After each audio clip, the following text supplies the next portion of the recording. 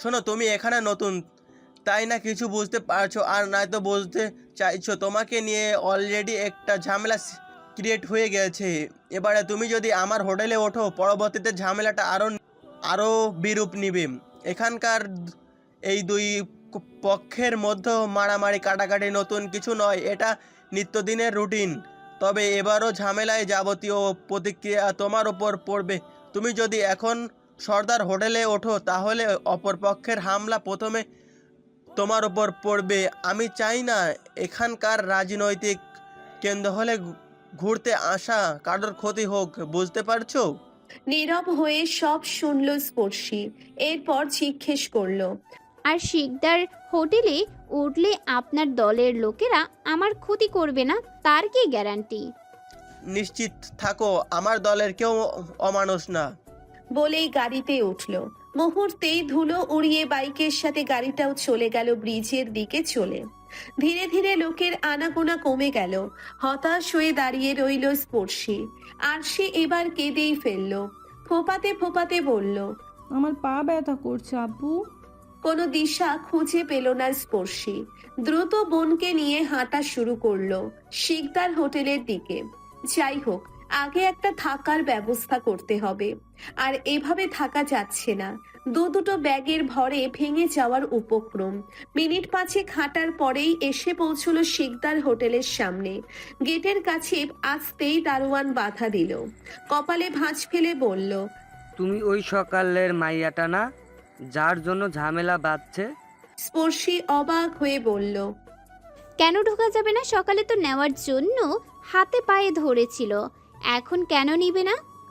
দারোয়ান বিরক্ত হলো, বলল, ছোট শিকদার বলেছে তোমারে নিলে আরো ঝামেলা বাঁচবে।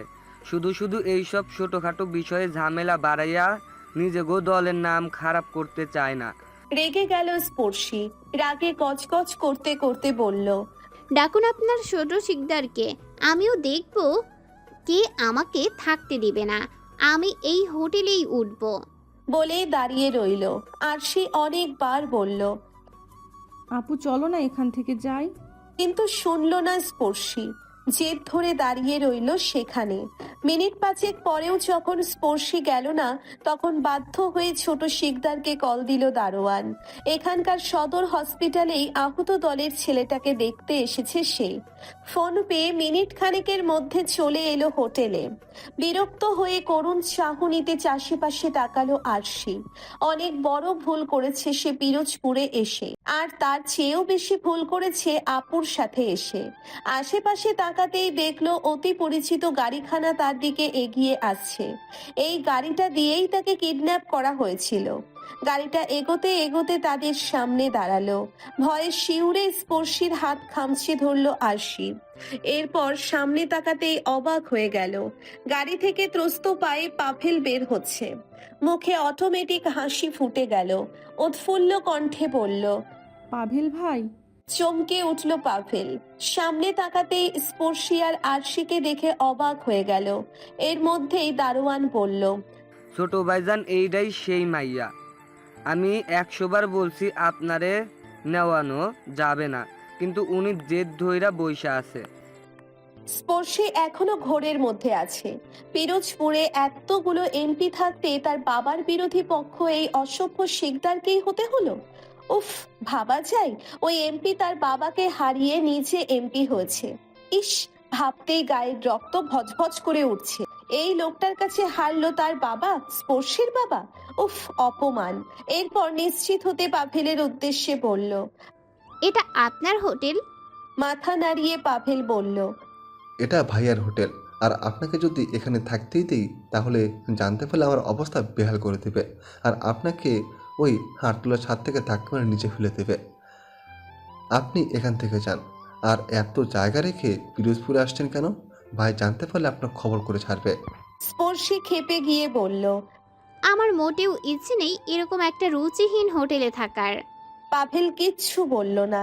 দারোয়ানের উদ্দেশ্যে বলল, ওনাকে ভিতরে ঢুকতে দেবেন না। বলেই সোজা গাড়িতে উঠল। ড্রাইভারকে দ্রুত চালাতে বলে বলল, তাড়াতাড়ি চালা ভাই, এই মেয়ের হাত মুখের উপর চলে, আর কিছুক্ষণ এখানে থাকলেই যদি গালের উপর ঠাস করে মেরে দেয়, অন্তত নিজের জেলায় মান সম্মান খোয়াতে চায় না। দ্রুত যা। ঠোঁট দুটো বাঁকা করে বোনের দিকে তাকিয়ে রইল আরশি। বলল, এবার হেসে দিল স্পর্শী। বলল, এবার সোজা সর্দার বাড়িতে যাব। আল্লাহ যা করে ভালোর জন্যই করে। অন্তত ও বাড়িতে ঢোকার জন্য একটা হলেও সুযোগ করে দিয়েছে। চিন্তিত ভঙ্গিতে আরশি বলল। কিন্তু কি বলবে গিয়ে? স্পর্শী বোনের হাত আবারও ধরল। এরপর হাঁটা শুরু করলো বিপরীত দিকে। যেতে যেতে বলল, সেটা তোর ভাবার দরকার নেই, আমি ম্যানেজ করে নিব। তুই শুধু আমার হ্যাঁতে হ্যাঁ মেলাবি, ওকে? রৌদ্র উজ্জ্বল সকাল, ঘড়ির ঘন্টার কাঁটাটা তখন 10টার ঘরে। আরশিকে নিয়ে আলতো পায়ে ব্রিজের দিকে এগোচ্ছে স্পর্শী। ব্রিজের ওই পাশেই রিক্সা স্ট্যান্ড। সামনে আরেকটু আগাতেই দেখলো এক কলেজ পড়ুয়া মেয়ে রাস্তার একপাশে দাঁড়িয়ে ফুচকা খাচ্ছে। গায়ে সাদা ইউনিফর্ম। স্পর্শী এগিয়ে গেল তার দিকে। আলতো হেসে বলল। হ্যালো বনু। মেয়েটি এক ঝলক স্পর্শীর দিকে তাকালো। দেখে তো মোটেই পরিচিত লাগছে না তার কাছে। তারপরেও সে বলল, হাই, আপনাকে তো চিনলাম না। স্পর্শী হাসলো। মেয়েটা দেখতে অনেকটা কিউট। এই যে মুখের এক্সপ্রেশন, এটা দারুণ লাগছে স্পর্শীর কাছে।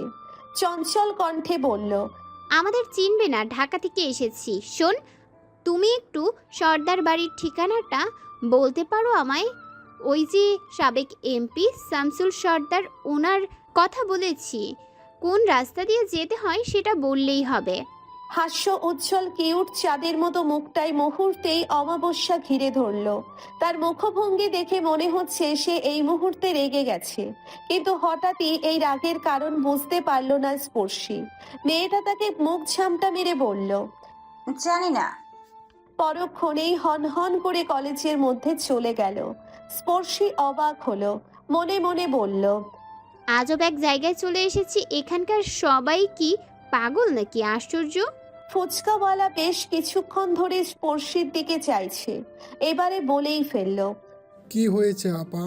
স্পর্শী তার দিকে তাকিয়ে বলল, বুঝতে পারলাম না মামা। আমি শুধু এটা বললাম যে সর্দার বাড়িটা কোন দিকে, তার রাস্তাটা দেখিয়ে দিতে, আর অমনি এমন করলো। ফুচকাওয়ালা হেসে ফেলল। বলল, আরে আপা, আপনারই তো ভুল। ওই মাইয়া তো পরশ শিকদারের বইন, যে কিনা এবার এমপি হয়েছে। শিকদারদের বিরোধী পক্ষ তো সর্দার, এই জন্য রাগ করছে। স্পর্শী ছোট ছোট চোখ দিয়ে তাকালো। দাঁতে দাঁত চেপে বলল, অসভ্য মেয়ে, আমার বাপের গোষ্ঠী শুনে এমন ভান করলো, গা জ্বলে যাচ্ছে আমার। ইচ্ছে করছে ঠাস করে একটা চটকানা লাগাইয়া দেই গালে। একদম ওই ভাইগুলোর মতো হয়েছে। আরশের মন খারাপ হলো। বোনের দিকে তাকিয়ে মলিন কণ্ঠে বলল, কিন্তু পাভেল ভাই ভালো, উনি অন্য সবার মতো না। মুহূর্তেই ধমক মারল স্পর্শী। বলল, এই তুই চুপ থাক। সব ভাইকে চিনি আমি, আমাকে মানুষ চেনাস না। তোর থেকে কমপক্ষে 4.5 বছর আগে আমি পৃথিবীতে এসেছি। আরশি মুখ চেপে হাসলো। বলল, আপু, তুমি আম্মুর মতো ডায়লগ দিচ্ছ। হেসে দিল স্পর্শী। এরপর কৌতূহলী হয়ে বলল, এই একটা জিনিস দেখেছিস, ওরা 3 ভাই ছিল, আরও একটা বোন পেলাম। এখন এক হালি হলো, না জানি আরও কতগুলো আছে। মাই গড, একবার ভেবে দেখেছিস? নিশ্চয়ই ওদের বাপ সুবিধার ছিল না। আস্তাগফিরুল্লাহ। দুই বোনের হাসতে হাসতে 2 প্লেট ফুচকা খেলো। এরপর ফুচকাওয়ালাকে সর্দার বাড়ির ঠিকানা জিজ্ঞেস করতেই তিনি বলে দিলেন। খাওয়া শেষে পুনরায় ব্যাগ কাঁধে নিয়ে চলল স্ট্যান্ডের দিকে। 2 মিনিটের মধ্যে ব্রিজের এপাশে এসে পৌঁছলো। রিক্সাওয়ালাকে বলতেই তিনি চলল সর্দার বাড়ির দিকে। মিনিট 5 রিক্সা চলার পরই থেমে গেল চালক। সিট থেকে নেমে বলল, না মানে আইসা পড়ছি। ওই যে সামনে বড় গেটটা দেখতেছেন, ওইটাই সর্দার বাড়ি। রিক্সা থেকে নেমে পড়ল 2 বোন। ভাড়া মিটিয়ে সামনে আগাতে লাগলো। বুকের ভেতর দুরুম দুরুম করে হাতুড়ি পেটাচ্ছে। অজানা একটা অনুভূতি ঘিরে ধরেছে তাদের। হাত পা ক্রমশ কাঁপছে। এটা তাদের বাড়ি, তাদের ঘর, অথচ ভাগ্যের কি লীলা, আজ বছরের পর বছর তাদেরকে বাসা ভাড়া করে থাকতে হচ্ছে। যেখানে রাজকন্যার মতো থাকার কথা সেখানে দিনের পর দিন লোকাল বাসে পুরুষের হেনস্থার শিকার হতে হচ্ছে। চোখ ভরে এলো স্পর্শীর। আরশি এক ধ্যানে তাকিয়ে রইল সাদা বাড়িটার দিকে। বাড়ির সামনের অংশটায় সাদা চুনাপাথর ব্যবহার করতে হয়েছে। অবাক হয়ে স্পর্শীকে বলল, আপু দেখো, একদম প্রাসাদের মতো। এটা আমাদের বাড়ি? বলেই উৎফুল্ল হয়ে হেসে ফেলল। স্পর্শী তাকালো, বলল, অনেক পুরনো আমলের বাড়ি তো, এই জন্যই আগের দিনে জমিদারদের মতো প্রাসাদ বানানো হয়েছে। এখানকার সব বাড়িই তো ডুপ্লেক্স। তবে যাই বলিস, রুচি আছে বলতে হবে। মেইন গেটের দারোয়ান গেটের ভেতরের দিকে বসে বসে ঝিমুচ্ছিল। হুট করেই চোখ খুলে দুটো মেয়েকে দেখে জিজ্ঞেস করলো। কি চাই? স্পর্শী দারোয়ানের উদ্দেশ্যে বলল, আমরা শামসুল সর্দারের কাছে এসেছি। উনি তো পূর্বে এমপি ছিলেন, ওনার সাথেই কিছু গুরুত্বপূর্ণ কথা বলতে এসেছি। উনি কি বাড়িতে আছেন? দারোয়ান মাথা ঝাঁকিয়ে হ্যাঁ বলল। পরক্ষণেই জিজ্ঞেস করলো, আপনারা ওনার কি হন? কেন, সমস্যা থাকলে পার্টি অফিসে অপেক্ষা করেন, এভাবে বাড়ি পর্যন্ত চলে আসছেন কেন? স্পর্শী কিছুটা বুঝতে পারলো। নিশ্চয়ই সবার বাড়ির মধ্যে ঢোকার অনুমতি নেই, তাই হয়তো দারোয়ান দোটানায় পড়েছে। এ পর্যায়ে কণ্ঠকে উচ্চে উঠিয়ে জোরালো গলায় বলল, আমি ওনার পরিচিত আত্মীয় হই। আপনি গেট খুলবেন কিনা, নাকি আমি ওনাকে এখানে রাখবো? এরপর আপনাকে বকাবকি করলে কিন্তু আমার দোষ নাই। লোকটি ঘাবড়ে গেল মনে হচ্ছে। এ পর্যায়ে গেট খুলে দিয়ে বলল, আগে বলবেন না আপনি বড় সাহেবের আত্মীয়? স্পর্শী আর কিচ্ছু বলল না, সোজা বাড়ির দিকে চলে গেল। বিশাল এরিয়া নিয়ে বাড়িটি তৈরি করা। গেট থেকে ঢুকেই দুপাশে নানা ফুল ও ফলের বাগান, মাঝখান দিয়ে রাস্তাটা, এবং রাস্তার শেষ প্রান্তে বাড়িটি অবস্থান করেছে। বাড়ির সামনে আসতেই দেখলো ডান পাশে গাড়ি রাখার গ্যারেজ। সদর দরজায় ঢুকতেই দেখলো ভেতর থেকে বন্ধ। দরজার বাম পাশের কলিং বেল টিপতেই ওপাশ থেকে দরজা খুলল। বেশ লম্বা চওড়া একজন সুদর্শন মধ্যবয়স্ক লোক দাঁড়িয়ে আছে ওপাশে। স্পর্শী তাকে দেখে আলতো হেসে সালাম দিল। পরক্ষণেই বলল, আমরা কি ভেতরে আসতে পারি? লোকটি খানিকটা ভাবনায় পড়ল। হুট করেই অচেনা কেউ বাড়িতে ঢোকার অনুমতি চাইছে। এদের পরিচয় না জেনে বাড়িতে প্রবেশ করানো মোটেও ঠিক নয়। আবার জেলার একজন নামকরা সাবেক সম্মানিত এমপি শামসুল সর্দারের বাড়িতে কেউ ঢোকার অনুমতি চাইছে। এই মুহূর্তে কোনো নেগেটিভ উত্তর মুহূর্তের মধ্যে হেডলাইন হয়ে যাবে। বিশদ ভাবনার পর লোকটি সালামের উত্তর দিল, বলল, হ্যাঁ আসো। এরপর পেছন ফিরে সোফার দিকে যেতে লাগলো। স্পর্শী ভেতরে ঢুকতে ঢুকতে বলল, শামসুল সর্দার বাড়িতে আছেন? লোকটি মাথা নাড়িয়ে সোফায় বসলো। এরপর সামনের দুই মানবীর উদ্দেশ্যে বলল, বসো। স্পর্শী আরশিকে পাশে নিয়ে বসলো। তড়িৎ গতিতে আবারও বলল, ওনাকে একটু ডেকে দিন না, কিছু কথা ছিল। সামান্য হাসি পেল লোকটির। ভনিতা করে বলল, এর আগে কি শামসুল সর্দারকে দেখেছো? স্পর্শী মাথা নাড়িয়ে বলল, জি না, আমরা এই এলাকায় নতুন, আজ সকালেই ঢাকা থেকে এসেছি। ওনাকে একটু ডেকে দিন না, খুব দরকার ছিল। এবারে মুখভঙ্গি সিরিয়াস করে বসলো লোকটি। গম্ভীর কণ্ঠে বলল, আমি শামসুল সর্দার, বলো কি বলবে? স্তব্ধ হয়ে গেল স্পর্শী। পা থেকে মাথা পর্যন্ত এক দৃষ্টিতে তাকিয়ে রইল কিছুক্ষণ। এই সুদর্শন লোকটিই তার বাবা। মায়ের বর্ণনার থেকেও 100 গুণ সুন্দর বাবা। চোখ দুটো টলমল করে উঠল। অশ্রুরা যেন বাদ মানতে চাইছে না। ইচ্ছে হচ্ছে ঝাঁপিয়ে পড়তে বাবার বুকে। অনেক কষ্টে নিজেকে সামলালো। আরশি বোনের হাত চেপে ধরে কানে কানে বলল, আপু, আপু তো ভীষণ হ্যান্ডসাম। অস্বস্তিতে পড়লেন শামসুল সর্দার। এরকম অচেনা দুটো মেয়ে তাকে এক দৃষ্টিতে দেখছে, আবার কানে কানে ফিসফিস করছে। বিষয়টা খুবই অস্বস্তিকর। কাশি দিয়ে বললেন, কি বলবে তোমরা? চমকে উঠল স্পর্শী। তাকালো বাবার দিকে। এরপর ব্যতিব্যস্ত কণ্ঠে বলল, সরি আঙ্কেল, সরি। আসলে আমি আপনাকে এর আগে কখনো দেখিনি, তাই চিনতে পারিনি। সত্যি কথা বলতে গেলে আমি পিরোজপুরে এসে ভীষণ ঝামেলায় পড়েছি, যার কারণে আপনার ছবিটাও দেখা হয়নি। আঙ্কেল, আমি অনেক বিপদে পড়ে আপনার কাছে এসেছি, প্লিজ সাহায্য করুন। আমি আজ সকালেই আমার বোনকে নিয়ে পিরোজপুর নেমেছি। ঘুরতে এসেছিলাম এখানে। হোটেল রাখার জন্য আপনার এক লোককে বলতেই তিনি আপনাদের হোটেলের কথা জানান। এরপর অন্য পক্ষের আরেকটা ছেলে এসে তাদের হোটেলে নেওয়ার কথা বলে। এভাবে টানা হেঁচড়া করতে করতে দুজনেই সেখানে মারামারি শুরু করে হসপিটালে ভর্তি হয়। এখন আমি পড়েছি ঝামেলায়, কেউই তাদের হোটেলে আমাকে রাখতে চাইছে না। এমনকি আমি শুভম ভাইয়াকেও অনেক রিকোয়েস্ট করেছি, কিন্তু উনি রাজি হননি। শিকদার হোটেলেও আমাকে রাখবে না, অথচ তারা হুমকি দিয়েছে আমি যদি আপনাদের হোটেলে থাকি তাহলে আমাদের ক্ষতি করবে। আমার ভীষণ ভয় করছে আঙ্কেল, প্লিজ সাহায্য করুন। আমি জানি আপনি বললে আমাকে হোটেলে রাখবে, কিন্তু আমি সেখানে থাকতে চাইছি না। শামসুল সর্দার ভাবনায় পড়ল, বলল, হোটেলেও থাকবে না, তাহলে থাকবে কোথায়? গলা খাকারি দিয়ে গলা পরিষ্কার করে নিল স্পর্শী। আমতা আমতা করে বলল, আসলে আঙ্কেল, আমি পুরাতন সব নির্দেশনের ওপর একটা রিপোর্ট তৈরি করছি।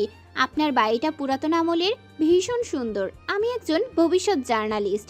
আমি চাইছিলাম আপনার বাড়িটার ওপরে একটা ভিডিও বানাতে। আর এটা আমি কোনো সোশ্যাল মিডিয়ায় আপলোড করব না, ব্যাস নিজের কাছে রেখে দেব।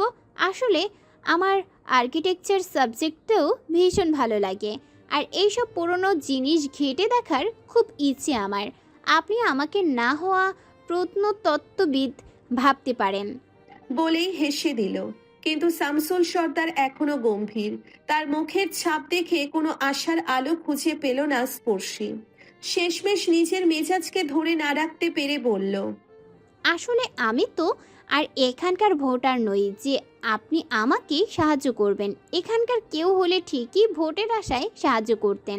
আসার সময় কত লোক বলল আপনি সবাইকে সাহায্য করেন, আপনি প্রয়োজনে আমাকে আপনার বাড়িতে রাখবেন, তাও শিকদারের লোকের হাত থেকে রক্ষা করবেন, আরও কত কি। ঠোঁট চেপে আলতো হেসে দিলেন শামসুল সর্দার। ভেতর থেকে এক মহিলা নাস্তার প্লেট হাতে হাসতে হাসতে আসলেন। স্পর্শীর সামনে দিয়ে বললেন, একদম খাঁটি কথা বলেছ, নেতারা তো এমনই।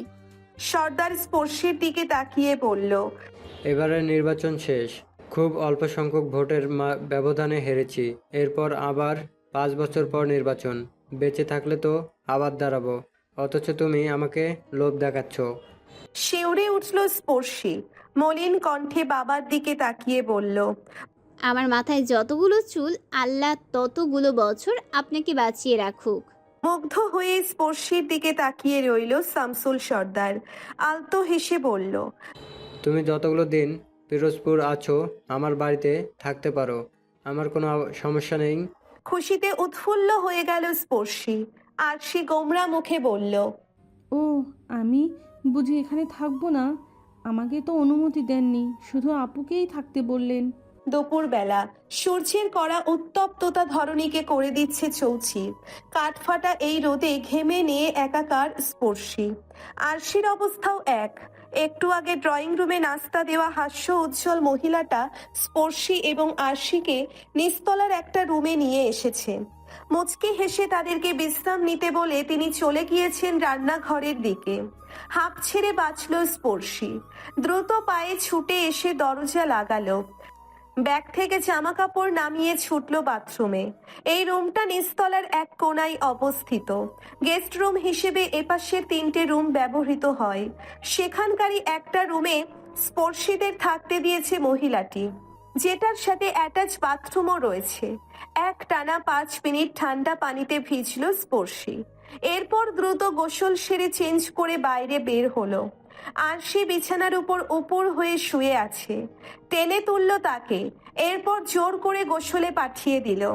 ঘড়ির কাঁটায় তখন 2টা। এক মধ্যম বয়স্ক ভদ্রমহিলা দরজার সামনে এসে স্পর্শীদের ডাকলেন।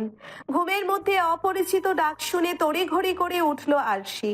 ভদ্রমহিলা ত্রস্ত কণ্ঠে বললেন, তোমরা কি ডাইনিংয়ে বসে খাবে, নাকি খাবারটা এখানে দিয়ে যাব? খাবার বাড়তে বাড়তে এদিকে তাকালো সোনালি।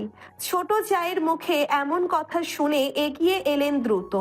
আলতো চোখ রাঙিয়ে বললেন, ওমা, সে কি কথা, এখান দিয়ে যাবে মানেটা কি? এই তোমরা টেবিলে আসো, খেতে আসো তাড়াতাড়ি। চেঁচামেচিতে ঘুম ভেঙে গেল স্পর্শীর। চোখ মুখ কুঁচকে কপাল খুঁচিয়ে ফেলল। মাথা যন্ত্রণা করছে খুব। দুহাত দিয়ে মাথা চেপে ধরে সোনালির দিকে তাকালো। অতি কষ্টে বলল, আমরা আসছি আন্টি। চলে গেল সোনালি। বাথরুমে গিয়ে মুখ হাত ধুয়ে মাথায় পানি ঢাললো কিছুক্ষণ। এরপর দ্রস্ত পায়ে বোনকে নিয়ে রুম থেকে বের হলো। ডাইনিং এ ইতিমধ্যে অনেকেই বসে পড়েছে। আরশি বোনের হাত ধরে থেমে গেল। ফিসফিস করে বলল, আপু এখানে তো অনেক লোক, আমার লজ্জা করছে যেতে, কি ভাববে সবাই? স্পর্শী দীর্ঘশ্বাস ফেলল। তার নিজেরও খুব খারাপ লাগছে। এখানে থাকার জন্য কতটা বেহায়া সেজেছে সে। সবাই তাদের ব্যাপারে না জানি কি কি ভাবছে। এক প্রকার জোর করেই আতিথেয়তা গ্রহণ করছে। এরপর বোনকে বোঝানোর পরে বলল, এটা আমাদের বাবার বাড়ি, নিজেদের বাড়ি, লজ্জা কিসের? নিজের বাড়িতে বেহায়া হলেও কে দেখে? বলেই আলতো হাসলো। এরপর গম্ভীর কণ্ঠে বলল, আর যাই হোক, খুব শীঘ্রই চলে যাব এখান থেকে। আমাদের এখানে থাকা উচিত হয়নি, বাবাকে দেখেই চলে যাওয়া উচিত ছিল। উনি এখানে ভালোই আছে, স্ত্রী সন্তান নিয়ে। মা চায় না এই সংসারকে। শুধু শুধু অধিকার খাটিয়ে কি লাভ বলো?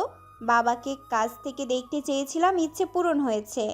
সোনালী বেগম ওদেরকে দাঁড়িয়ে থাকতে দেখে এগিয়ে এলেন। দুজনার দুহাত ধরে টেনে নিয়ে বললেন, আরে লজ্জা পাচ্ছ কেন তোমরা? খেতে আসো। স্পর্শে অবাক হয়ে মহিলাটির দিকে তাকিয়ে রইলেন।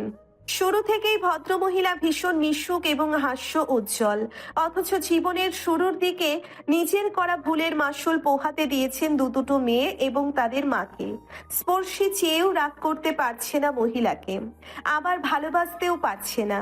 কেমন যেন এক দোটানায় পড়ে আছে। খাবার টেবিলে শামসুল শিকদার বসে আছেন, তার পাশেই আরো দুজন মধ্যবয়স্ক লোক, এপাশে জোয়ান দুটো ছেলে সহ তখনকার সেই ভদ্র মহিলা। খাবার বেড়ে দিচ্ছেন সোনালী বেগম। স্পর্শীরা চেয়ারে বসতেই শামসুল সর্দার তার দিকে তাকালেন, আতিথেয়তার সহিত বললেন, বসো বসো। এরপর পুনরায় বললেন, তোমাদের পরিচয়টা জানা হলো না, কি নাম তোমার? স্পর্শীকে উদ্দেশ্য করে মলিন হাসল স্পর্শী, বাবার দিকে স্নিগ্ধ চোখে তাকিয়ে রইল। এরপর ভাঙা স্বরে বলল, স্পর্শিয়া সর্দার। থমকে গেল সবাই, শুধুমাত্র জোয়ান ছেলে দুটো ছাড়া। শামসুল সর্দার চমকে স্পর্শীর দিকে তাকালেন। বুকের ভেতরটা কেমন মোচড় দিয়ে উঠল। চোখের সামনে ভেসে উঠল পুরনো সব স্মৃতি। চোখ দুটো হয়ে গেল ঝাপসা। তার রাজকন্যার নাম নিজে পছন্দ করে স্পর্শিয়া রেখেছিল সে। সোনালী বেগম আঁতকে উঠলেন, বললেন, তুমিও সর্দার গোষ্ঠীর মেয়ে? তোমাদের বাড়ি কোথায়? স্পর্শিয়া সজাগ হলো। এই মুহূর্তেই টেবিলের প্রতিটি মানুষের রিয়াকশন তার কাছে আতঙ্কের ঠেকলো। সে চায় না নিজের পরিচয় দিতে, নিজেকে ধাতস্থ করে বলল, আমাদের বাড়ি ঢাকাতে। ও আমার বোন, ওর নাম আরশিয়া। পুনরায় খাবার খাওয়ায় নিমগ্ন হলো সবাই। খলিলুর সর্দার বললেন, ও কি তোমার আপন বোন? আরশি কেমন এক দৃষ্টি নিয়ে লোকটির দিকে তাকালো।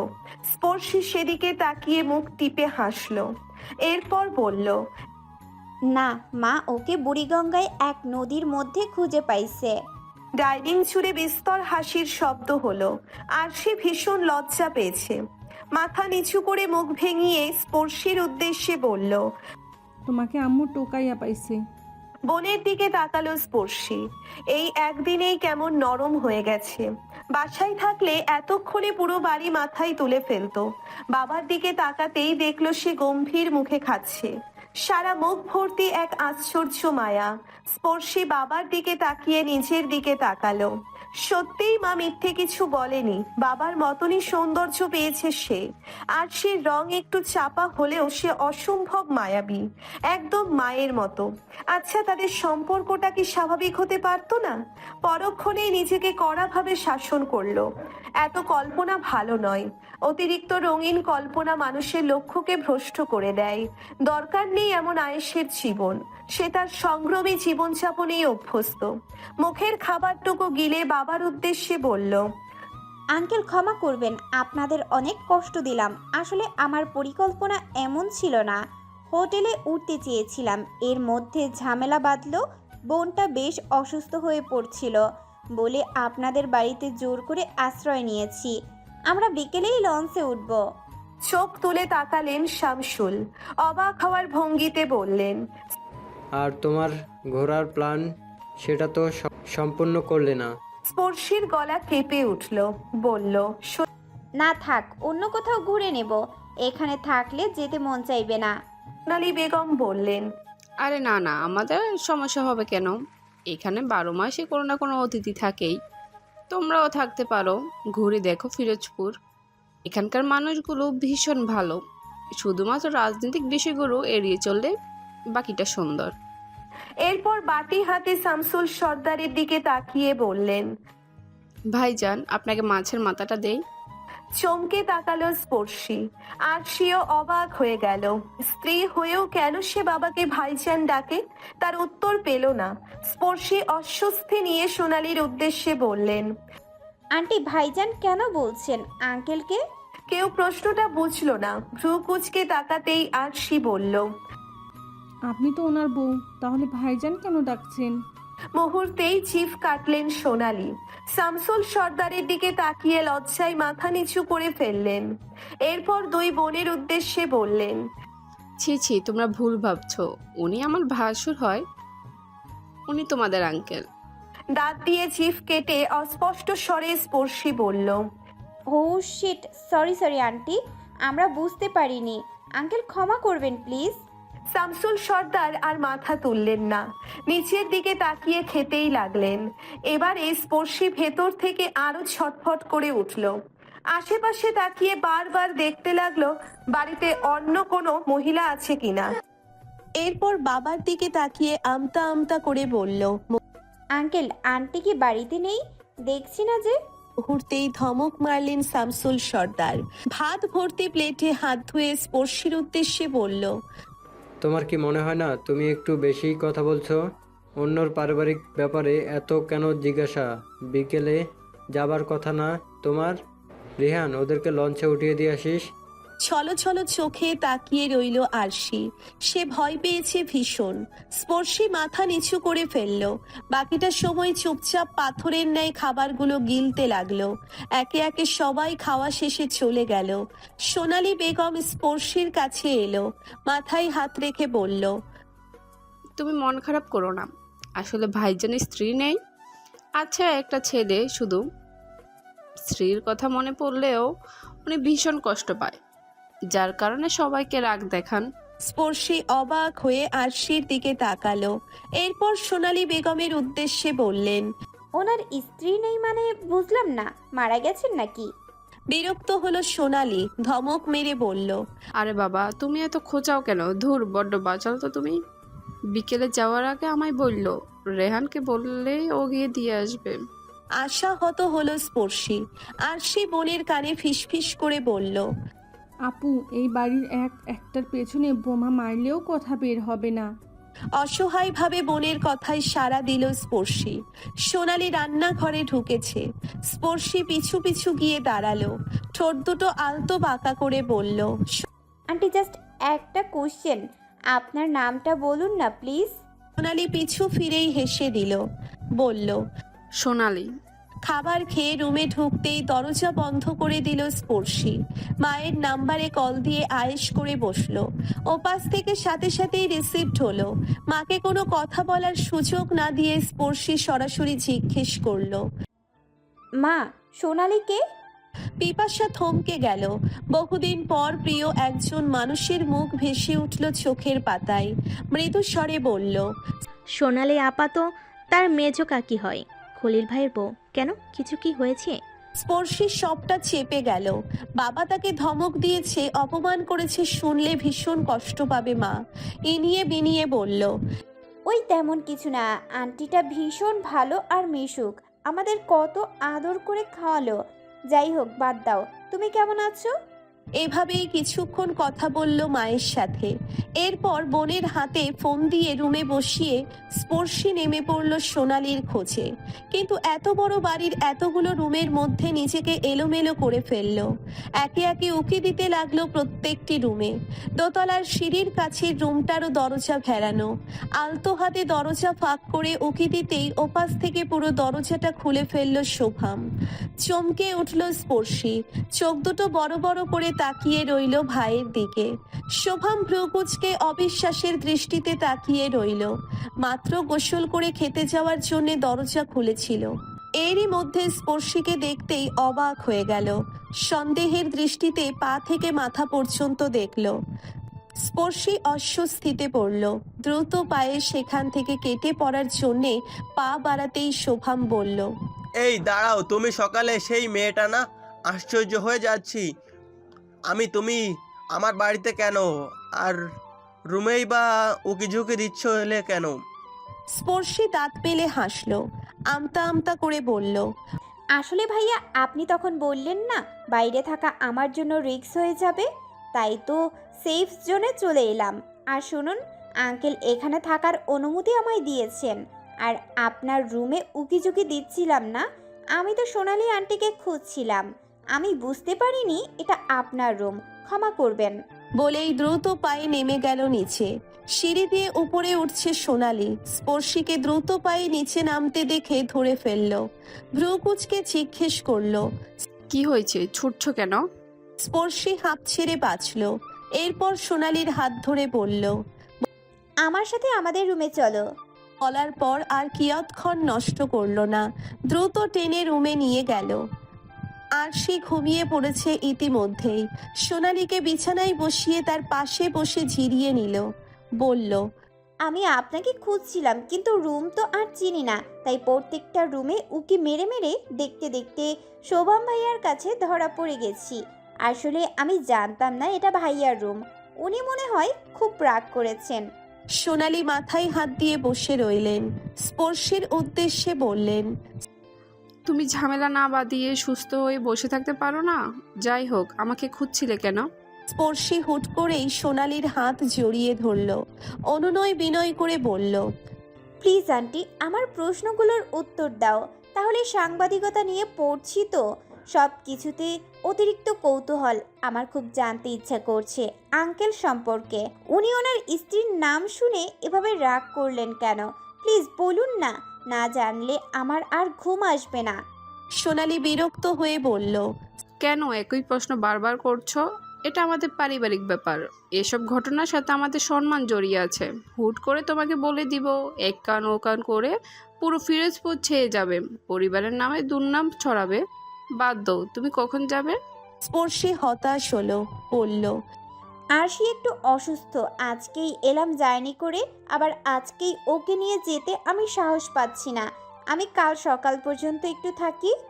অস্বস্তিতে পড়ল সোনালী, বলল, আরে থাকো না, তোমাকে তো ভাইজান বলেই দিয়েছে যতদিন আছো থাকতে পারো। কিন্তু তুমি তো আমাদের পারিবারিক ব্যাপারগুলো নিয়ে বেশি ঘাটছো, যার কারণে ভাইজান রাগ করছে। তুমি আরো 2 দিন থাকো এখানে, বোন সুস্থ হোক তারপর যেও। আচ্ছা তোমার বাবা কি করে? স্পর্শী গোমরা মুখে উত্তর দিল। জানি না। অবাক হলো সোনালী, বলল, তোমার বাবা কি করে সেটা জানো না? অদ্ভুত মেয়ে তো। পুনরায় অন্যমনস্ক হয়ে স্পর্শী বলল, জানবো কিভাবে? মা বাবা প্রায় অনেক বছর হয়েছে আলাদা থাকে। তাদের মধ্যকার ঝামেলার কারণে আমি তো বাবার মুখটাও মনে করতে পারতাম না যদি না দেখতাম। স্পর্শী চলে গিয়েছে কিনা সেটা দেখতেই শামসুল সর্দার গেস্ট রুমের সামনে এসেছে। দরজার সামনে আসতেই ভেতরের যাবতীয় কথা সে শুনতে পায়। মেয়েটার বাবা নেই, ঝামেলা চলছে তাদের মধ্যে। কিন্তু কিসের ঝামেলা? ভীষণ কৌতূহল জাগে সমস্ত ঘটনাটা শোনার। ধীর পায়ে রুমে প্রবেশ করতেই তাকে দেখে দাঁড়িয়ে যায় স্পর্শী এবং সোনালী। শামসুল সর্দার স্পর্শীর দিকে তাকিয়ে বলল, তোমার বাবার বাড়ি কোথায়? আর কি এমন ঝামেলা চলছে যে আর তার ছেলেমেয়েরা বাবার পেশাটা সম্পর্কেও জানে না? দুপা সামনে এগিয়ে এলো স্পর্শী। ব্যতিব্যস্ত কণ্ঠে শামসুল সর্দারকে চেঁচিয়ে উঠে বলে, কেন বলবো আপনাকে? আমার পারিবারিক ব্যাপারে আপনাকে কেন বলবো? আপনি বলেছিলেন আমাকে নিজের স্ত্রী সম্পর্কে, উল্টো ঝাড়ি ধমক মেরে বসিয়ে রেখেছিলেন। তাহলে আমি কেন বলবো?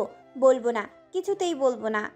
হা হয়ে গেল সর্দার, দাঁতে দাঁত চেপে বলল, স্টুপিড মেয়ে, বাপের বয়সী লোকের সাথে পায়ে পাও লাগিয়ে ঝগড়া করতে লজ্জা লাগে না? কপাল কুঁচকে তাকিয়ে আছে শামসুল সর্দার। এই মেয়ের কাছে কোন কুক্ষণে সে পরিচয় জিজ্ঞেস করলো? ওর একবার ভয় লাগলো না এভাবে মুখের উপর কথা বলতে? ছোট ভাইয়ের বউয়ের সামনে যেন ভীষণ অপমানিত হলেন। আমতা আমতা করে স্পর্শীকে ধমক দিয়ে বললেন, স্টুপিড মেয়ে, আমাদের তো তোমার বাবার কাছে নেই, শুনে মায়া লাগলো তাই জানতে এসেছিলাম। আর তুমি তো উল্টা আমার সাথে ঝগড়া করছো। স্পর্শী ভ্রু কুঁচকে চাইল, এরপর ঝগড়ুটে ভাব ধরে ইনিয়ে বিনিয়ে বলল, আমারও তো মায়া হয়েছিল যখন দেখলাম আপনি আপনার স্ত্রীর কথা শুনে রাগ করে আমাকে ধমক দিয়ে চলে গেলেন না খেয়েই। ভাবলাম হয়তো আপনার স্ত্রী আপনাকে ভীষণ অত্যাচার করে, যার কারণে তার নামটা শুনেও আপনার রাগ হয়, ভয় হয়। এই জন্যই তো জানতে চাইলাম। আহম্মক হয়ে গেল শামসুল সর্দার। তাকে কি এই মেয়ে দুর্বল ভাবে যে বউকে ভয় পাবে? বউ শব্দটা মাথায় বিচরণ করতেই চোয়াল শক্ত হয়ে উঠল, বুকের ভেতরটা হু হু করে উঠল বেদনায়। এখানে আর এক মুহূর্তও নয়, হন হন করে বের হয়ে গেল কক্ষ থেকে। যাওয়ার আগ মুহূর্তেই দরজার সামনে দাঁড়িয়ে ঝরঝরে কণ্ঠে বললেন, সোনালি, ওকে যেন রাতে আমার বাড়িতে না দেখি। কোনো অভদ্র মেয়েকে শামসুল সর্দার আশ্রয় দেয় না।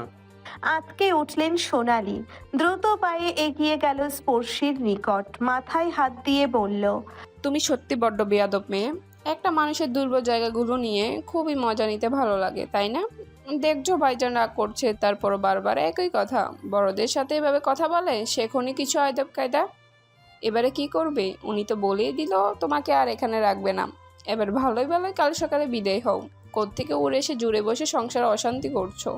বলেই দরজার দিকে ফিরে যাওয়ার প্রয়াস করলেন। কথাগুলো স্পর্শীর একদম বাম পাশ বরাবর লেগেছে।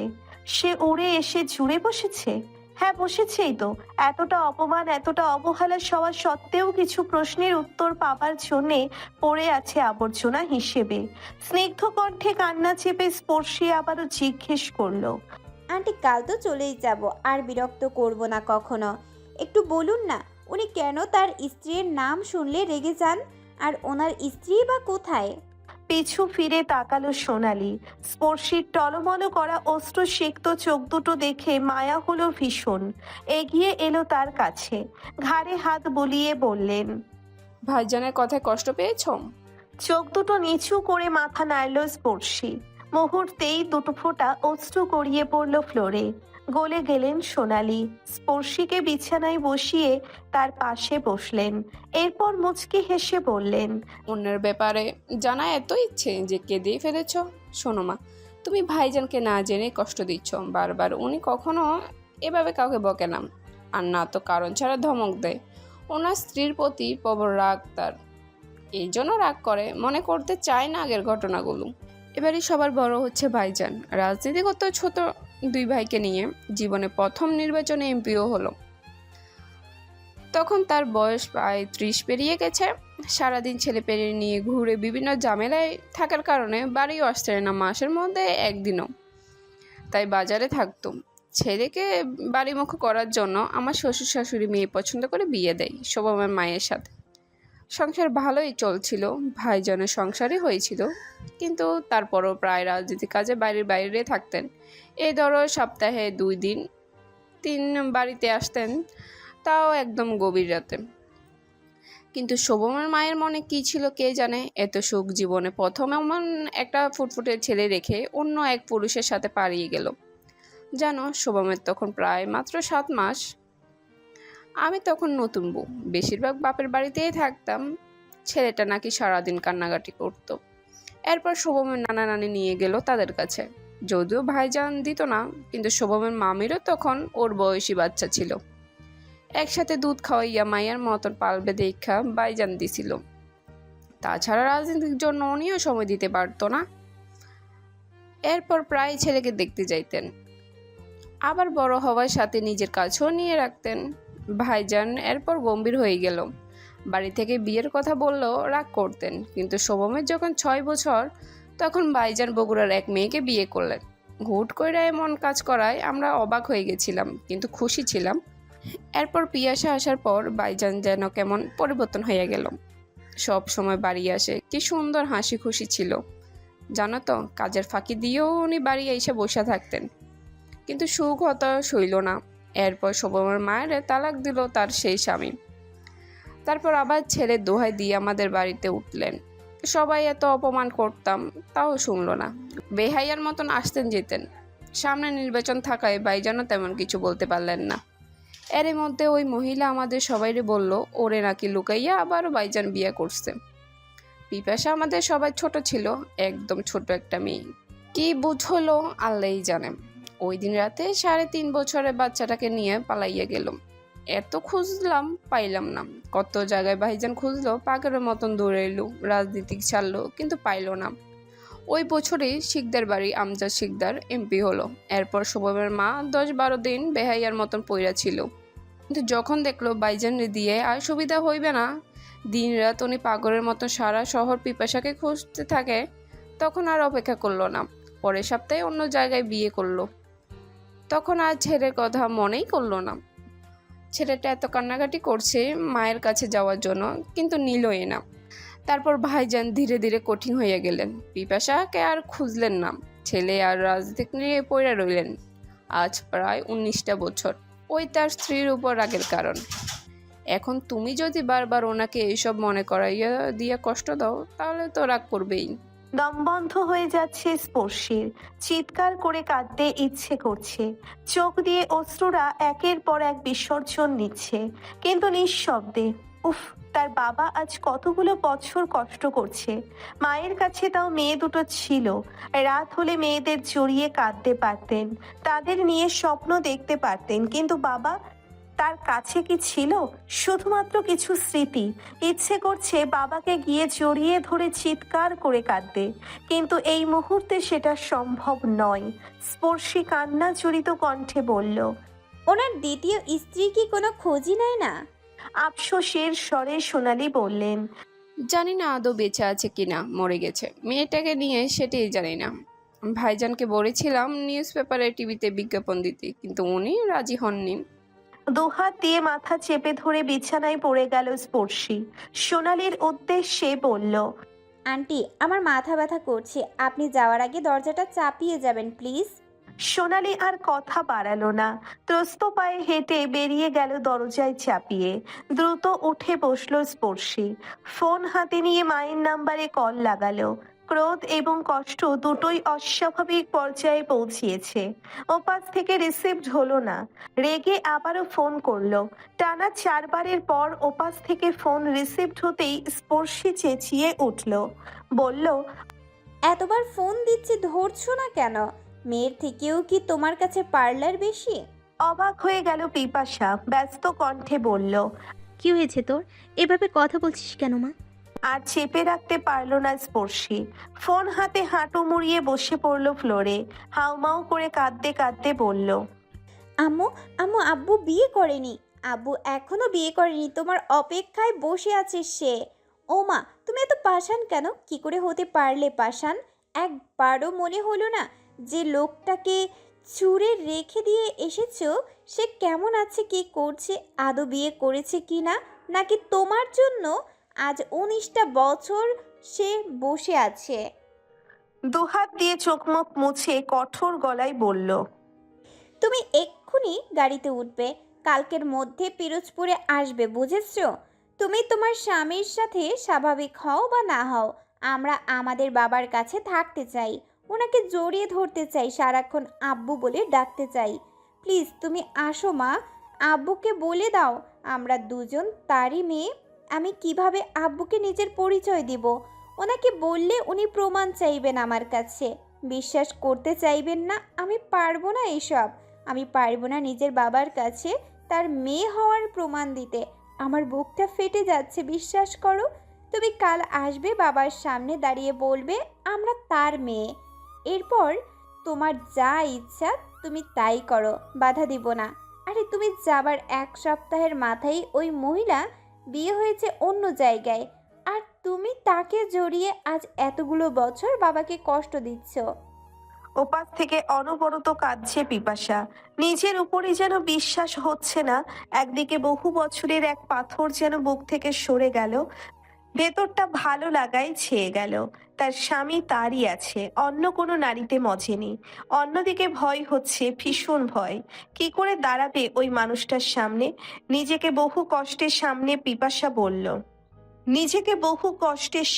পিপাসা বলল। ওমা, আমি কি করে দাঁড়াবো ওই মানুষটার সামনে? আমার যে ভীষণ লজ্জা করছে। স্পর্শী শুনল না, পুনরায় কঠোর কণ্ঠে বলল, কাল সকালে যেন তোমাকে সর্দার বাড়িতে দেখি, এর অন্যথা হলে বিশ্বাস করো খুব খারাপ কিছু ঘটিয়ে ফেলবো আমি। জ্যৈষ্ঠের মাঝামাঝি ভ্যাপসা গরমের মধ্যে বৃষ্টিকে আহ্বান করা ঠান্ডা পূবালি হাওয়া নিমেষেই হৃদয় চুরিয়ে দেয়। দুহাত দুপাশে মেলে কিছুক্ষণ সেই হাওয়াকে গায়ে মাখল স্পর্শী। তার তৃপ্তির প্রয়োজন। এত এত ঝামেলা চিন্তার শরীরকে ক্রমশ কাবু করে দিয়েছে, কিন্তু সে হতে চায় না। এই দুর্বলতাকে ছুড়ে দিয়ে আকাশ ছুঁতে চায়। দুর্বলতার সামনে ওই হিমশিখরের মতো মস্তক খাড়া করে দাঁড়িয়ে থাকতে চায়, যাতে দুর্বলতা তার বাঁকানো শির দ্বারা না দেখে পালিয়ে যায় দেশান্তরে। ঠান্ডাকে উপভোগ করার পর হাত তুলে ঘড়িতে সময় দেখে নিল। রাত 10টা কেউ পেরিয়ে গেছে। গা ঝাড়া দিয়ে বারান্দা থেকে রুমের ভেতর চলে এলো সে। আর সে উপর হয়ে মোবাইলের দিকে তাকিয়ে আছে। পাশেই প্লেট দুটো এঁটো অবস্থায় রাখা। আজ আর ডাইনিং এ জায়গা হয়নি তাদের। কোনো না কোনো ঝামেলা হবে পূর্ব আন্দাজ করেই সোনালী রুমের মধ্যে খাবার দিয়ে গেছে। স্পর্শী তাতে মোটেই রুষ্ট নয়, বরং সন্তুষ্ট। যেটুকু বাবা সম্পর্কে জানার ছিল সেটুকু এখন তো বক্ষস্থলে প্রতিনিয়ত হাতুড়ি পেটাচ্ছে। এখন বাকিটুকু মায়ের উপর ছেড়ে দিয়ে নিশ্চিন্তে থাকবে। খাটের ডান পাশে ছোট্ট টি টেবিলটার উপরে প্লেট দুটো অযত্নে পড়ে আছে। সেগুলোকে হাতে নিয়ে দরজা চাপিয়ে বের হলো বাইরে। ড্রয়িং রুমে কেউ নেই। এবাড়ির রাতের খাবার সম্পন্ন হয় 9:30টার আগেই। তবে এই নিয়মের ধারও ধারেন না শোভাম সর্দার। ভীষণ ব্যস্ত মানুষ, তবে এই ব্যস্ততা ঠিক কোন কাজে সে সম্পর্কে এখনো অবগত নয় স্পর্শী। শুধু জানে সর্দার বাড়ির সকল নিয়ম কানুনের ঊর্ধ্বে শোভাম ভাই। তিনি দুপুর 2টায় উঠে সকালের নাস্তা করলেও এবারের কাছে তখন সকাল 8টা। গভীর রাত ছাড়া বাড়ি ফিরে না কখনো। তার সোনামা অর্থাৎ সোনালী বেগম খাবার রেখে দিয়ে আসেন তার কক্ষে। কখনো তৃপ্তি নিয়ে খান, আবার কখনো দেখা যায় সকালবেলা বাসি খাবার সহ প্লেট নিয়ে সিঁড়ি বেয়ে নিচে আসেন সোনালী। প্লেট দুটো প্রথমে এঁটো ফেলে রাখতে চাইলেও মস্তিষ্ক সাড়া দিল না স্পর্শীকে। এরপর আলতো হাতে সেগুলোকে ধুয়ে উপর করে রাখলো। গায়ের ওড়নায় হাত মুছে উপরে তাকাতেই দেখলো শামসুল সর্দারের রুমে দরজা খোলা। বকা খাবে জেনেও স্পর্শী দমল না। এ দুদিন সত্যিটা জানার জন্য বেশ খামখিয়ালিপনা আচরণ করেছে স্পর্শী, তাও নিজের বাবার সামনে। এই লোকটা যখন জানবেন তার মেয়ের, সে তখন ভীষণ কষ্ট পাবেন মেয়ের আদব কায়দায় এই পরিণতি ভেবে। পা টিপে টিপে সিঁড়ি দিয়ে উপরে উঠল। সিঁড়ির বাম দিকের 3-4 রুম পরেই বাবার ঘর। স্পর্শী দেখেছে সকালে ওই ঘর থেকেই বের হতে। লম্বা করে শ্বাস নিয়ে দরজার সামনে দাঁড়ালো। বাবার দিকে তাকিয়ে স্নিগ্ধ কণ্ঠে শুধালো, আঙ্কেল, খুব বেশি রাগ না করলে আমি কি একটু ভেতরে আসবো? ব্যাস 2 মিনিট। চমকে দরজার দিকে তাকালেন শামসুল। চোখ দুটো তার লাল হয়ে আছে। হাতের শাড়িটাকে দ্রুত চেয়ারের উপর রেখে অন্যদিকে তাকালেন। এভাবে কেউ ডাকলে ফেরানো যায় না। কণ্ঠে গাম্ভীর্যতা এনে বললেন, ব্যক্তিগত কোনো প্রশ্ন না করলেই খুশি হব, আসতে পারো। দ্রুত ভেতরে ঢুকে গেল স্পর্শী। শামসুল সর্দার চেয়ারটায় বসলেন ডার্ক খয়েরি রঙের শাড়িটাকে ঢাকার জন্য। স্পর্শী কিছুক্ষণ সোজা হয়ে দাঁড়িয়ে পুনরায় খাটে বসতে বসতে বলল, আমি একটু বসি। শামসুল সর্দারের কোনো ভাবান্তর দেখা গেল না। তিনি এক দৃষ্টিতে রুমের পূর্ব কোণের বারান্দার দিকে তাকিয়ে আছেন। বুঝতে পেরে মাথা নিচু করে ফেলল স্পর্শী। শান্ত দৃষ্টিতে বাবার দিকে তাকিয়ে স্নিগ্ধ কণ্ঠে বলল, আমি জানি আপনি আমার উপর রাগ করে আছেন, করাটাই স্বাভাবিক। আমি একটু বেশিই অনধিকার চর্চা করে ফেলেছিলাম। বিশ্বাস করুন, এতে আমার একটুও খারাপ লাগছে না। আমি নিজেও তো আমার পারিবারিক ব্যাপারে অন্য কারো কাছে কিছু শেয়ার করি না, এতে নিজের কাছে অপমানিত হই। থেমে বিছানা থেকে নেমে শামসুল সর্দারের হাঁটুর কাছে বসলো। হাঁটুর উপরে রাখা তার একটা হাত নিজের দুহাত দিয়ে জড়িয়ে ধরলো। চমকে উঠল শামসুল। হঠাৎই স্পর্শীকে পায়ের কাছে দেখে আশ্চর্য হয়ে গেলেন। তাকে পুনরায় চমকে দিতে স্পর্শী বলল, আমায় ক্ষমা করে দিবেন আঙ্কেল, আমি আপনাকে অজান্তেই অনেক কষ্ট দিয়ে ফেলেছি। আসলে আমার ভাবনার মধ্যেই ছিল না আপনার রাগের পেছনে এতটা করুণ কাহিনী আছে। আমি হুট করেই জোরপূর্বক বোনকে নিয়ে এখানে ঢুকেছি, তার উপর নানা সময় আপনাকে রাগিয়ে দিয়েছি। প্লিজ আর রাগ করে থাকবেন না। আমি বিকেলেই যেতাম, শুধুমাত্র কিছু কারণে রয়ে গেলাম। বোনটাও একটু দুর্বল হয়ে পড়েছে। হা হয়ে গেলেন শামসুল। দ্রুত হাতে পা থেকে তুললেন স্পর্শীকে। অস্বস্তিতে ভেসে গিয়ে বললেন, আরে আরে, এটা কি করছো? আমি কষ্ট পাইনি তো মামুনি, আমি তোমার উপর রাগও করিনি। ছাড়ো, এখানে বসো তো। বলেই খাটে বসিয়ে নিজেও তার পাশে বসলো। এরপর শান্ত কণ্ঠে বোঝানোর স্বরে বলল, তোমার পারিবারিক সমস্যা সম্পর্কে জানতে চাইলে তুমি ঠিক যতটা রাগ করেছিলে আমিও তেমনই অপ্রস্তুত হয়ে গেছিলাম। আসলে পুরনো ঘটনাগুলো নিয়ে আমি বেশি ভাবতে চাই না। এক প্রকার ভুলেই গেছিলাম, হঠাৎ তুমি মনে করিয়ে দেওয়ার অপ্রস্তুত হয়ে গিয়েছিলাম, ব্যাস এতটুকুই। স্পর্শী মাথা নাড়িয়ে শুনল। এরপর আলতো হেসে বলল, আঙ্কেল মিথ্যা কেন বলছেন? আপনার পেছনের শাড়িটা দেখেই তো বোঝা যায় কতটা ভুলে গেছেন। ভ্রু উঁচিয়ে জিজ্ঞেস করতেই অস্বস্তিতে পড়লেন শামসুল। পরক্ষণেই হো হো করে হেসে উঠলেন। বললেন, তোমার চোখ এড়াতে লুকালাম, তাও দেখে ফেললে তীক্ষ্ণ নজর। বেশ কিছুক্ষণ কথা বলে এরপর স্পর্শী চলে গেল নিজের রুমে। বাবাকে ছোঁয়ার লোভ ছিল ভীষণ। আজ ক্ষমা চাওয়ার অজুহাতে ছুঁয়ে নিল। আরো কিছুক্ষণ কাছে বসে গল্প করতে ইচ্ছে করলেও বাবার অস্বস্তি মাখা মুখ দেখে চলে এলো। নিজের কাছে বাবা হলেও তো বাবার কাছে অচেনা একটা মেয়ে। রাতের শেষ প্রহর, এই তো আর মিনিট বিশেকের মধ্যেই আজান দিবে। চারপাশে নিস্তব্ধতা বিরাজমান, মাঝে মধ্যে বাতাসের কিছু প্রবল হাওয়া ছুঁয়ে দিচ্ছে শরীর। সারা রাত চেয়ারে বসে কাটিয়ে দিয়েছে শামসুল। স্ত্রীর শাড়ি জড়িয়ে বসেছিল আজ 1.5 যুগ পর। এভাবেই ঘুমিয়ে পড়েছিল শেষ রাতে। হঠাৎই কলিং বেলের শব্দ কানে যেতে ঘুম ভেঙে গেল। চমকে উঠলেন তিনি। ঘরের আলো জ্বলছে এখনো। সামনের ঘড়ির দিকে তাকাতেই দেখলো 4টে বেজে গেছে। আশ্চর্য হয়ে গেলেন, এত রাতে কে এলো? মুহূর্তেই মনে পড়লো শোভা মেয়ের কথা। গত রাতে তার ছেলে কি ফিরেছিল? অটগট পায়ে নেমে এলেন নিচতলায়। সদর দরজার দিকে এগিয়ে গিয়ে ত্রস্ত হাতে দরজা খুলে ফেললেন। মুহূর্তেই এক ঝাপটা ঠান্ডা হাওয়ার মধ্যে ভেসে উঠল অতি পরিচিত এক মুখ। থমকে গেল শামসুল। এক ধ্যানে তাকিয়ে রইল সেদিকে। কিয়ৎক্ষণ পর চোখ দুটি বন্ধ করে ফেললেন। মনে মনে আওড়ালেন, না, এটা স্বপ্ন, এটা কখনো বাস্তব হবার নয়। ওভাবেই পিছু ঘুরে এগিয়ে এলেন ড্রয়িং রুমের দিকে। শরীরটা দুর্বল হয়ে পড়েছে ক্রমশ। বুকে ব্যথা উঠছে চিনচিন করে। বসে পড়লেন সোফায়। এরপর পুনরায় তাকালেন দরজার দিকে। পিপাসা এখনো ঠাই হয়ে দাঁড়িয়ে আছে দরজার সামনে। অশ্রুসিক্ত চোখ দুটো তার ফ্লোরের দিকে। শামসুল কোনোভাবেই বিশ্বাস করতে পারছে না এই মুখকে। এটা কি কল্পনা নাকি স্বপ্ন? উফ, মস্তিষ্কে চাপ পড়ছে প্রবল ভাবে। চিৎকার করে উঠলেন সোনালীর নাম ধরে। শিউরে উঠে বসলো স্পর্শী। দ্রুত মোবাইল হাতে দেখলো মায়ের অনেকগুলো কল। লাস্ট 2 ঘন্টা আগে কথা হয়েছিল। নিশ্চয়ই চলে এসেছে এতক্ষণে। দ্রুত পায়ে মোবাইল নিয়ে ছুটে এলেন ড্রয়িং রুমে। বাবাকে বসে থাকতে দেখে অবাক হয়ে গেল। ঠাই হয়ে দরজার সামনেই দাঁড়িয়ে রইল। এরই মধ্যে সোনালী ও খলিল সর্দার ছুটে এলেন নিচে। চিন্তিত কণ্ঠে নিচে নেমে শামসুলের নিকট যেতেই লক্ষ্যে পড়ল সদর দরজায় দাঁড়ানো মানবীকে। আর্তনাদ করে ছুটে গেল সোনালী। 2 হাত দিয়ে হাত ধরে ঝাঁকিয়ে বলল, পিপাসা, কোথায় থেকে এলে তুমি? এতদিন কোথায় ছিলে? এরপর শামসুলের দিকে তাকিয়ে বলল, ভাইজান কখন এসেছেন? আপনাদের সাথে কি যোগাযোগ ছিল? শামসুল উঠে দাঁড়ালো। ইতিমধ্যেই পিপাসাকে ভেতরে নিয়ে এসেছে সোনালী। তার সামনে গিয়ে চোখের দিকে তাকালো, কণ্ঠে কাঠিন্যতা এনে বললেন, আমার মেয়ে কোথায়? অশ্রুসিক্ত চোখ নিয়ে তাকালো পিপাসা। মুহূর্তেই গরম জলের স্রোত বেয়ে পড়ল ফ্লোরে।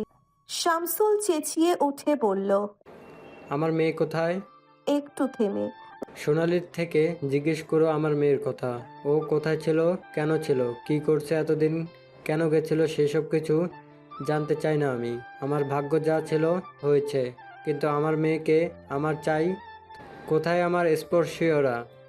জিজ্ঞেস করো এখনই। গতকাল দুপুর থেকে না খেয়ে আছে পিপাসা, অনবরত কেঁদেই চলেছে। সারাটা রাত বাসে বমি করতে করতে এসেছে।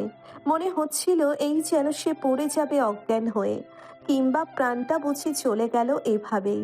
সারাটা পথ আল্লাহর কাছে একটাই চেয়েছে, যা হোক বাড়ি গিয়ে হোক, অন্তত মেয়ে দুটো পরিচয় পাবে। হয়তো কবুল হয়েছে দোয়া, কিন্তু এখন তো আর শরীর সায় দিচ্ছে না। এত এত প্রশ্নের চাপে অস্থির হয়ে পড়ল পিপাসা। চোখের সামনে সবকিছু অস্পষ্ট হতে লাগলো। আচমকায় পড়ে গেল ফ্লোরে। মুহূর্তেই ধরে নিল সোনালি। শামসুল শিকদার 2 পা এগিয়ে এসে ধরল স্ত্রীকে। ঘাবড়ে গিয়ে কাঁপা কাঁপা গলায় ডাকলো, তৃষা। চমকে গেল স্পর্শী। দরজার আড়ালে দাঁড়িয়েই দেখছিল বাবা মায়ের রিয়াকশন, কিন্তু হঠাৎই এমন পড়ে যাওয়াতে ভয় পেয়ে গেল। ছুটে গেল ড্রয়িং রুমে। ইতিমধ্যেই সোনালি আর শামসুল মিলে পিপাসাকে সোফায় শুইয়েছে। স্পর্শী মায়ের পাশে গিয়ে দুগাল ধরে ঝাঁকিয়ে বলল, আম্মু কি হলো তোমার? আম্মু, আন্টি একটু পানি আনুন না। চমকে দাঁড়িয়ে পড়ল শামসুল। শির দ্বারা বেশ শীতল স্রোত বয়ে গেল তার। স্পর্শীর দিকে তাকিয়ে কম্পনরত কণ্ঠে বলল, কি ডাকলে তুমি ওকে? চারদিক তখন আজানের মধুর সুরে মাতোয়ারা হয়ে গেছে। পাখির কিছু পিছনে কিচিরমিচির ডাক প্রকৃতিকে করে তুলেছে আরো ছন্দময়। ভোরের আলো এখনো না ফুটলেও পূর্বাকাশ ছেয়ে গেছে লাল আভার আস্তরণে। ভর্তি ঘুম নিয়ে গুটিসুটি পায়ে বিছানার এক কোণে বসে আছে আরশি। চুল তার এলোমেলো অবস্থায় পড়ে আছে কাঁধের 2 পাশে। সামনেই বিছানায় পড়ে আছে মা। তিনি চোখ বন্ধ করে শুয়ে আছেন। মাঝে মধ্যেই চোখের কোল ভেসে বেরিয়ে আসছে অশ্রুকণা। তার ডান পাশে বসেই মায়ের হাত শক্ত করে ধরে আছে স্পর্শী।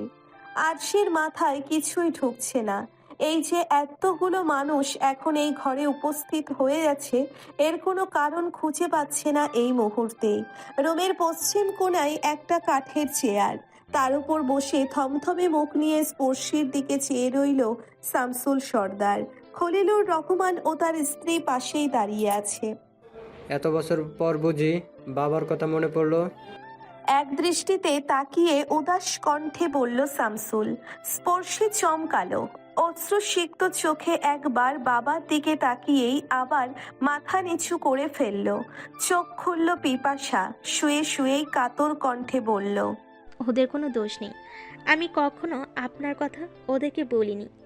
শামসুল দীর্ঘশ্বাস ফেললেন। পুনরায় স্পর্শীর দিকে তাকিয়ে বলল, জানতে চাওনি কখনো বাবার কথা? নাকি প্রয়োজন পড়েনি বাবাকে? মাই যথেষ্ট ছিল। স্পর্শী এবারেও নিরুত্তর। এই সকল কথাবার্তা বাবা মায়ের ভিতরকার, তারা নিজেরা আলোচনা করবে। শুধুমাত্র মায়ের উপর জেদ দেখিয়েই তাকে প্রশ্নগুলো জিজ্ঞেস করছে বাবা। আরশির ভীষণ রাগ হলো। বাবা শুধুমাত্র আপুর সাথে কথা বলছে, তার দিকে ফিরেও তাকাচ্ছে না। আর আপুও ঢং করছে। তাকে জিজ্ঞেস করলেই তো বলে দিত। মা বলেছিল বাবা মারা গেছে, তাই তার আর খোঁজ নেয়নি। ধুর। মনে মনে ভাবলো আরশি। স্পর্শী মাথা নোয়ালো। মায়ের দিকে নিচু হয়ে বলল, তোমার শরীরটা কি এখন ভালো লাগছে? অস্বস্তিতে পড়ল পিপাসা। মেয়ের কানে কানে বলল, কাল থেকে না খেয়ে আছি, খিদে পেয়েছে অনেক। দম করে উঠে বসলো স্পর্শী। এখন সবাই তার পরিচয় জানে। নিশ্চয়ই নিচে গিয়ে রান্নাঘর থেকে খাবার আনলে কেউ চোখ কুঁচকে দেখবে না। পিপাসা আবারও স্বামীর দিকে তাকালো।